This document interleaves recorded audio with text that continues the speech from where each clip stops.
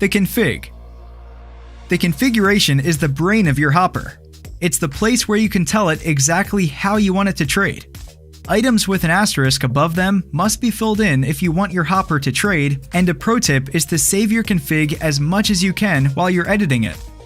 When you click config, you'll find 4 unique categories. Base config is your main control panel.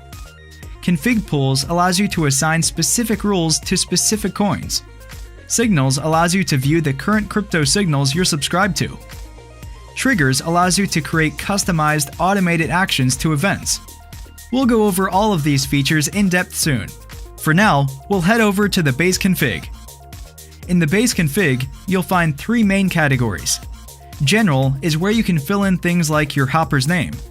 Select paper trading to practice, or fill in your exchange's API keys, or select notifications for your trades.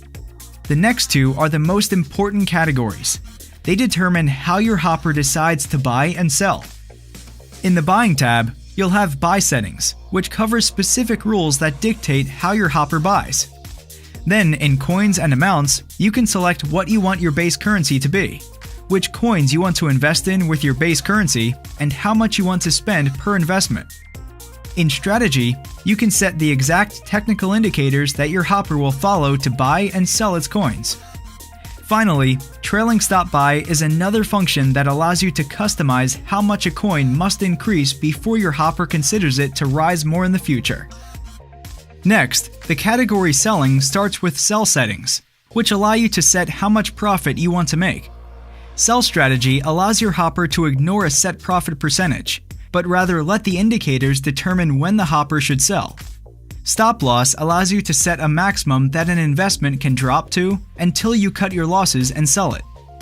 Trailing stop loss allows you to ride a coin upwards and sell when it hits a certain amount drop. Auto close allows you to close positions after a certain amount of time.